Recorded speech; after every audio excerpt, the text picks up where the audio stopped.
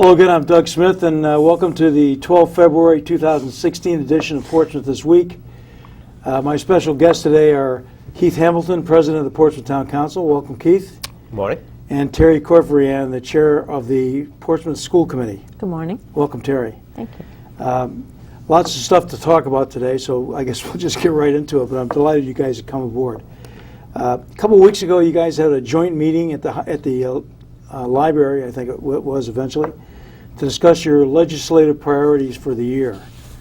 And this theoretically was going to our local representatives who would then use those as guides for action. Just out of curiosity, how did the meeting go from your perspectives, and what representatives attended? Well, unfortunately, only two of our representatives were available on that Saturday. So just newly elected Senators Pagliarini and Representative Riley were there. The items were received well. Typically, we go through this exercise every year, give them a list of things that we're looking to accomplish within the town or in the school department on the school side that helps our citizens. My biggest goal as we give them priorities on our end is to make sure that the state legislature and the governor don't enact anything that costs the town more money or drain any more money from the town. Over the past 7 years, we've been cut about $5 million in state funding, which unfortunately falls on the back of our property taxpayers. That includes the school funding, I Yes. assume. Yeah, that's a big Yes. one. Yeah. Terri, from your perspective, how did it go, generally? I would echo our initiatives were very much money related as well, and that's why we're not in favor of a state teacher contract. We were talking about things that we didn't want support. We didn't want them to support as much as things that we do want them to support. I noticed that. I took a look at the list. The lists are, I think, are available online. Yes. On the town, from the town website. In the past, I guess the theory is you tell us, you tell our representatives what your priorities are, and then they go up and act on them. Now, in the past, how has that worked out, do you think? Do you think these are useful at all? Are they useful? Yes, because they at least understand some of what our concerns are, Right. and try to avoid enacting anything that may hurt us. Do we see a direct impact on a year-to-year basis? Probably not. I would think the biggest one over the past couple of years was the school committee and the town council's agreement that we don't want any binding arbitration for the teachers' contracts, and that hasn't gone through.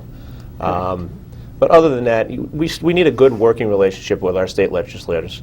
There's a pecking order in terms of how you deal with state agencies, and town administrator can get so far, a town council president can get so far, a mayor can get a little further, a state rep can go a little further, a state senator can go a little further. So just having those relationships and those open conversations with our state legislature helps to get things done, like hopefully at some point this year repaving East Main Road. Yeah. That would be nice. So they do have influence over DOT and those folks. It's not necessarily influence, but it's funny, just the way the state works, people will pick up the phone depending on what your title is. You couldn't call and get a person from DOT on the phone to talk about repaving East Main Road, but I possibly could. A state rep or state senator definitely could. Yeah. So I guess at least it gives them a sense of what your concerns are. Absolutely. Right. Yeah. Now, will there be more meetings with representatives, state representatives, like during the year? Not on a whole basis as a whole council or a whole school committee, but we definitely have one-on-ones and conversations. Yeah, and unless something big came up, Yeah. and then. Well, we hope to get at least a couple of our state reps on the show here and kind of talk to them about some of these issues as well. So Good. maybe that'll help. I looked at those set of priorities, and as you say, there's some similar things there. The main one was the collective bargaining issue, because I know you're going into teacher contracts this year. Correct. You have ongoing contracts, I guess, with the public safety folks. I guess that would be the police department. Police and fire. Police and fire. Yes. Okay. So those are big ones, and you guys are both coming together on that one. The first bullet on your list has already come true. They took down the toll gantry the other day. Do you consider that kind of a victory of some kind, or was it just a setup for the recent? No, we didn't know that the gantry was coming down anytime soon. Ever since the toll has been taken down, the gantry was still there as a reminder that it could be replaced at any time. So You know, in the short run, it's a win for the town of Portsmouth and the island of Aquidneck itself. But in the long run, you know, there's a new toll proposal out there that could have it put back on or put on any other overpass on the island. So, Well, that's something I hope all our representatives will be looking at closely to preclude that happening. Yep. I think the public sentiment seems to be very much against tolling cars in the state. Keith, let me ask you about a couple of the other ones. You talked about a tax. I assume it's some kind of tax that would benefit the town on the compassion centers. Would that be like a sales tax on? it would be a sales tax on it. It's difficult. The only reason to look at it was if there is ever a correlation between having a compassion center in town and the growth of the use of marijuana in town with our youth, there would be a funding source to help prevent those things. It's certainly not a tax on the individuals who need the marijuana to help get through medical issues, whether it be glaucoma or cancer or anything else. We don't want to tax anybody for their medicines. Now, do you know if the state proposals to tax the plants for the providers, would any of the money coming from that come back to the town? I doubt it. I could almost guarantee you that all that money goes into the general fund. But it's possible that it would circle back around to funding the prevention, the coalition. Coalition. Well, that's what I Yeah. mean, not the town Yeah. per se, but Yeah. for those kind of efforts. I would hope so. Everybody needs money, unfortunately. It's the way the thing works. Binding arbitration, as we mentioned before, was something you both had. Also, a perennial one is the state funding formula for the states, that we continue to lose money every year over what we were getting before. Correct. Which has got to be very difficult, I would think, for anybody in the school committee specifically to try to deal with the ever going down budget that you can't control, you know. So you think there's any chance? I understand there was a committee that looked at this, is presenting their findings Yes. to Governor Raimondo at some point. Right, so we won't really know until the state passes their budget, but they did recommend more funds be put towards special education and English language learners. And our concern was that they add more money to the pile if they're going to do that, and not just reallocate, because the fear would be that if they just reallocate the same, lose more. we would lose more. Yeah. Correct. So. So, and that's something I assume all our legislators are in tune with, at least they understand. what's Absolutely. Yes. Every community in the area that our legislators East cover Bay, yeah. have lost money in the deal.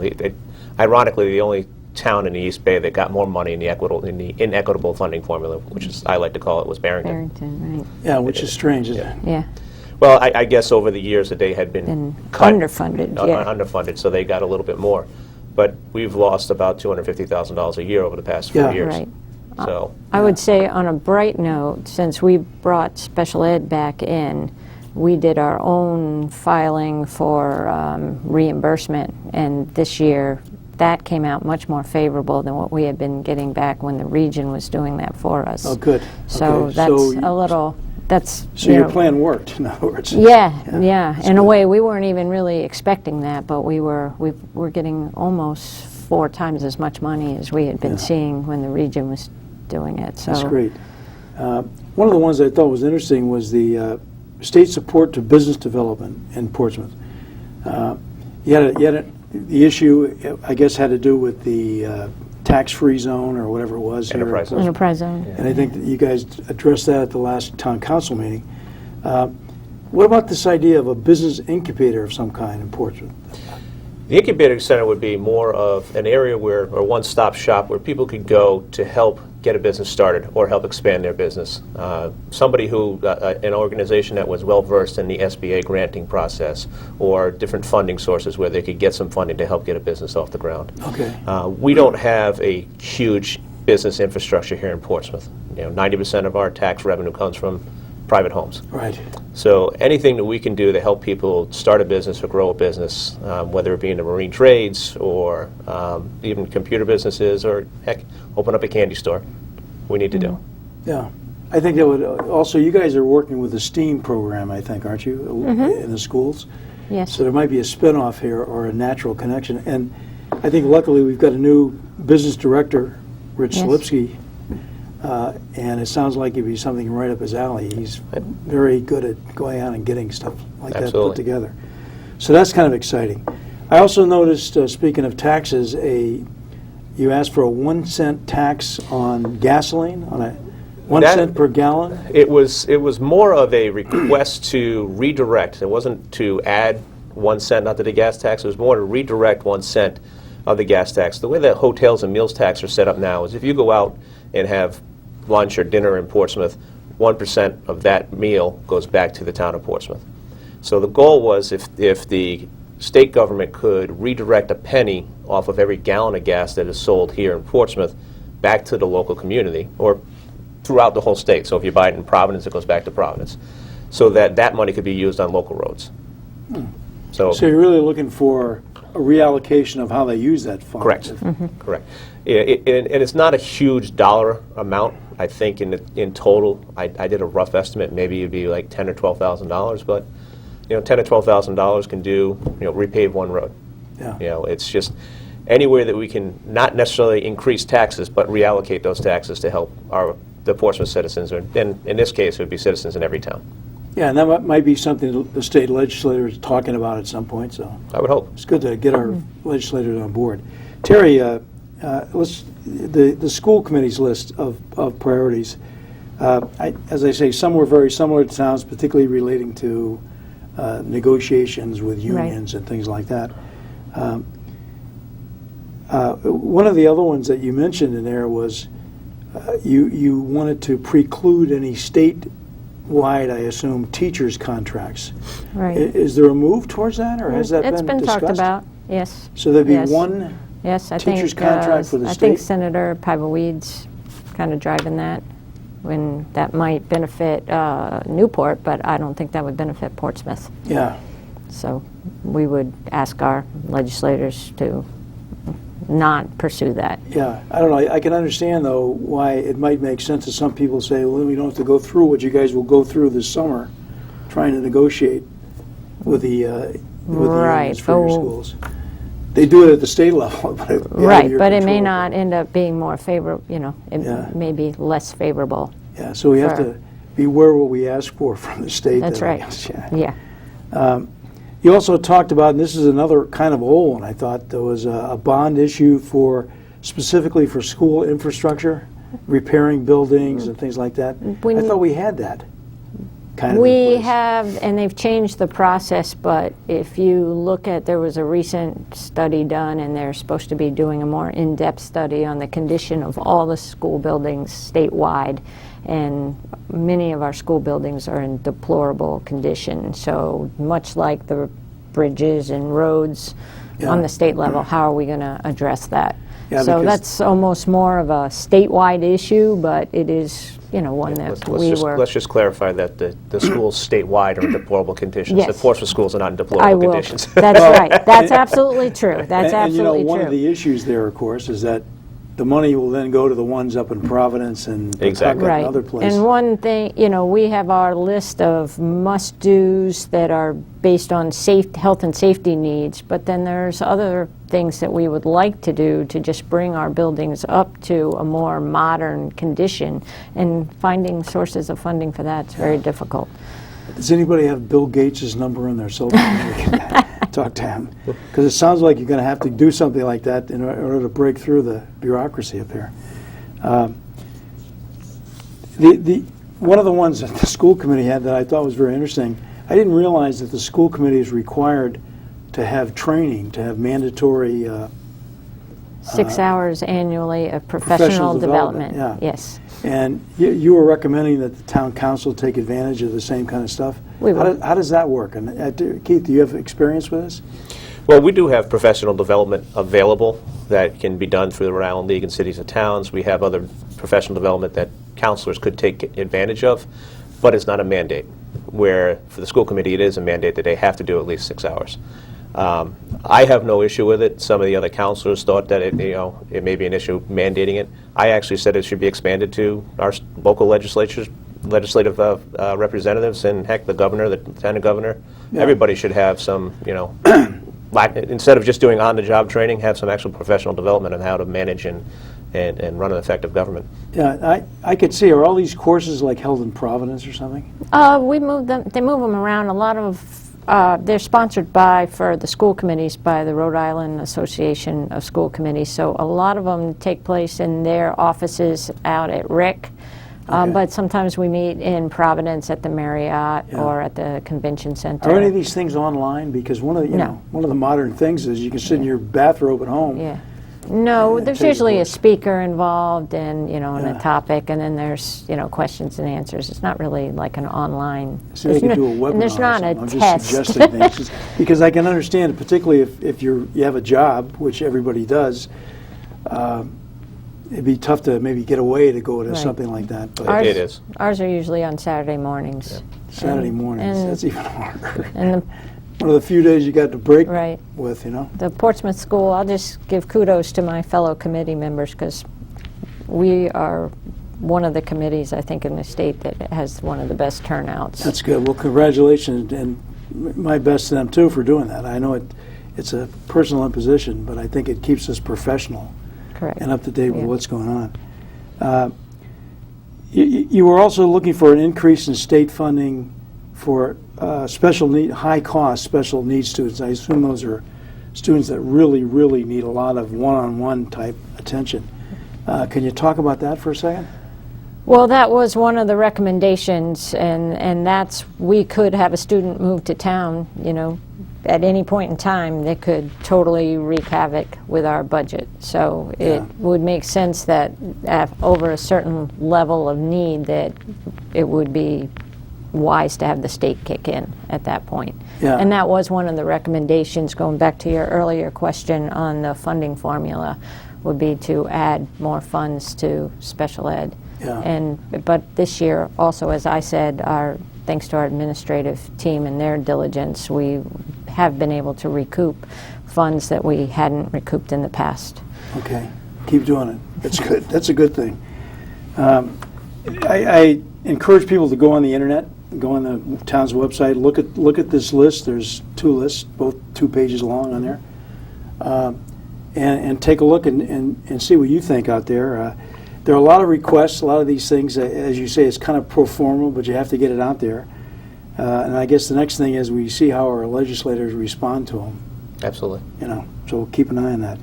The next big issue, though, coming up this every year is the budget. And I know you guys are working on those both in your own budgets here. There was no budget increase last year, which I personally think is unsustainable. Prices rise. I mean, there's not much we can do about that.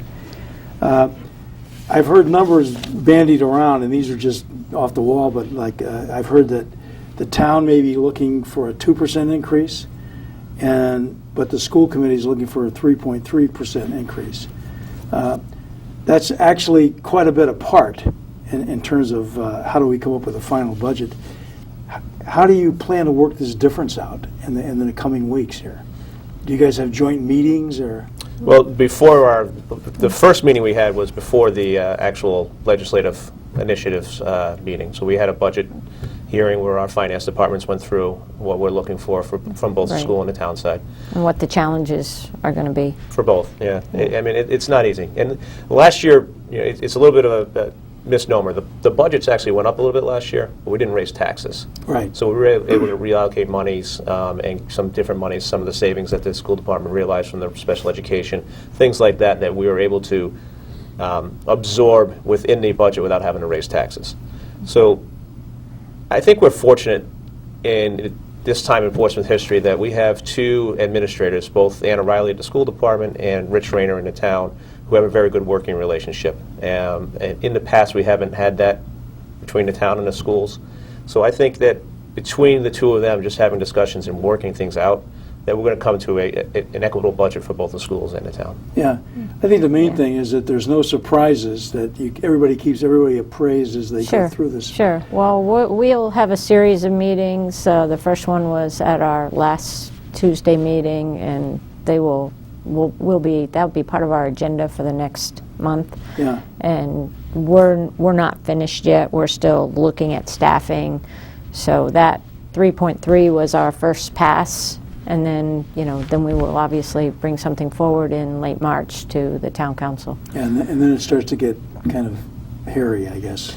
That won't be as things hairy. I are mean, it's ironed out. Yeah, we need to. We still haven't come out of the recession completely, and people in Portsmouth still can't afford, large tax increases. We're obviously with Senate 3050, we're capped at 4%. While I'm sitting here, I don't see ever a need to go to 4%. We work very hard. The school department works very hard to make sure that our long-term contracts are set in a way that keeps it around that 2% mark. We continuously negotiate with our labor unions, which is the largest driving force, to make sure that all of those contracts are equitable for both the town and the employees. Correct. Yeah. And that's one of our big tasks this year. Yeah. Now, negotiating with the unions has got to be a major event for you guys, because it's always seemed to me that the unions have professional negotiators that they can bring in that are used to doing this. Right. Whereas we're usually not. I mean, you don't spend your life, negotiating contracts. But we do have our solicitor for the school department. She is a professional negotiator. She's our lawyer, but she also has negotiated many contracts around the state. She's actually And she's on the school yes, side. yes. So she is kind of our point person, and then there are 3 school committee members, and the administrative team will be part of the negotiating committee. Yeah, I don't think, I'm certainly not trying to take away from So what we're the not teachers in the do and dark. what they're worth and all the rest of that stuff. It's just a question of where we are, I think. Sure. I mean, we'd love to double everybody's salary if we could, but you can't Right. quite do that. How about the town? When we negotiate, for example, with the police and fire unions, do we have anybody with negotiation experience? We actually bring in outside counsel, labor attorneys, to help us with the negotiations. It's a practice we started about 3 years ago. Yeah, John Clem, I Yeah. think, started that. So we utilize them for help with the contract negotiations. We have a good working relationship with our town unions, Yeah. and they understand where we are in the town, and Yeah. most of the negotiations go pretty smoothly. Yeah, well, as a resident, I'm delighted at the quality and professionalism of our departments. Absolutely. From DPW to fire to the police department. We And have to the great teachers. people. I'm anticipating a smooth Good. process. And that's what we citizens like to hear, I guess. And in fact, we've already negotiated 2 contracts. The fire union contract has already been signed for the next 3 years, so they're in place until 2019, I believe. The PMEA, which is the town hall unions and some of the other administrative staff, has already been negotiated and should be signed shortly. So we just have to work through. So you've already got a start on it. We do. Okay, that's great. We try and be proactive. There's nothing worse than going through a protracted negotiation and it goes past where your budget is, and now you're trying to Right. figure out how to fill those holes. Yeah. Right. So. Right. You don't want to all lump up at the end. No. That's not the right way to do it, I guess. I know last year there was, for the last 3 or 4 years, we've been talking about consolidating functions.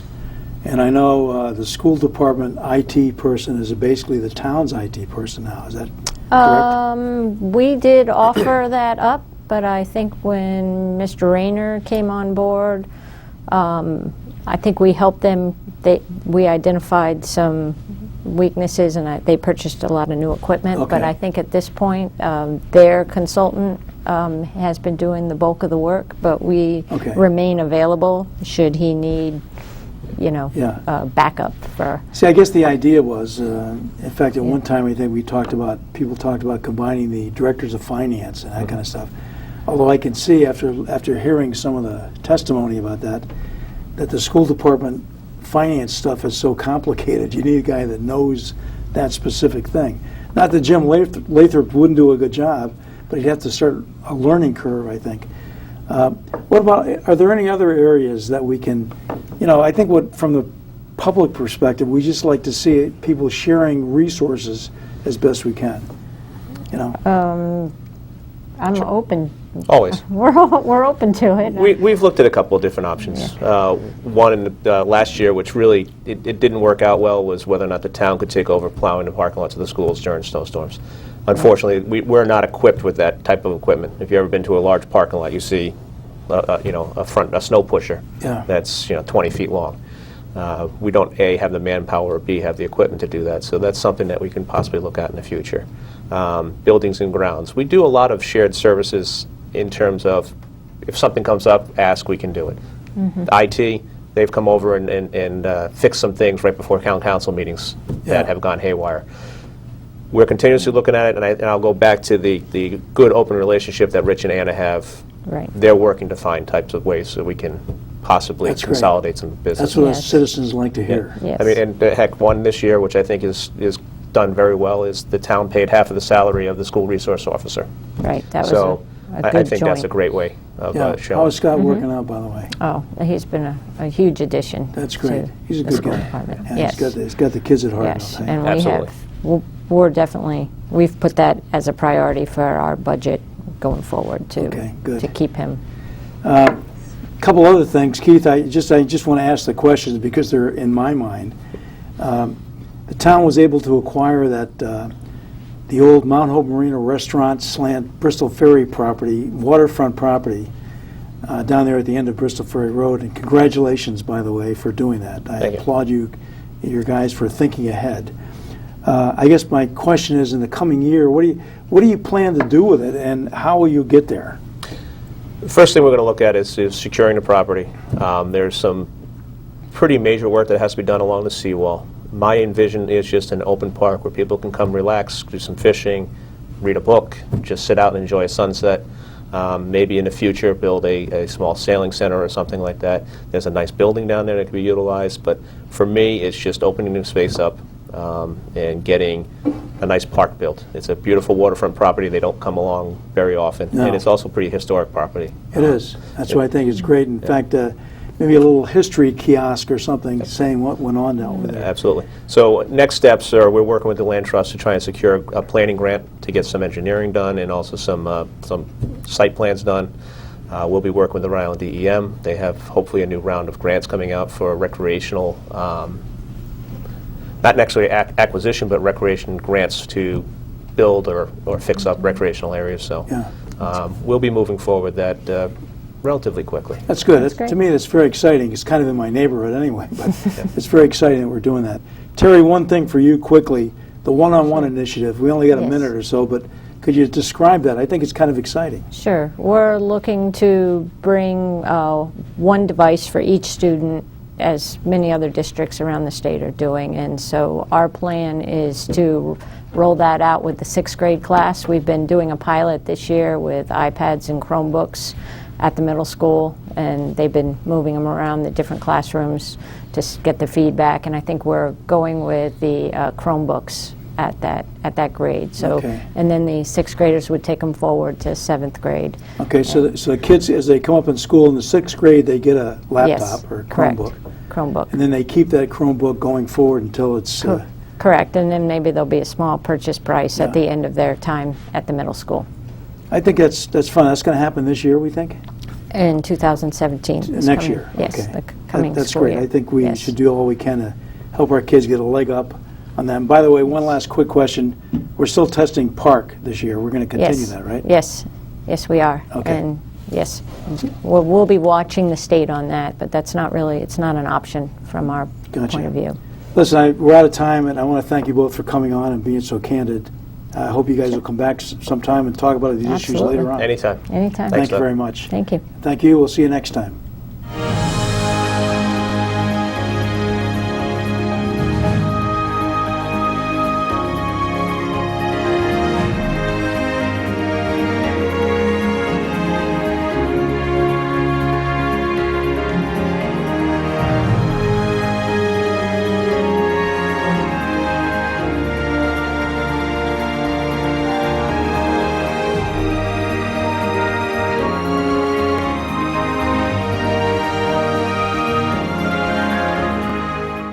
This year, to celebrate Founders Day that was proclaimed as an annual celebration by the Town Council, the Portsmouth Compact will again be here for viewing.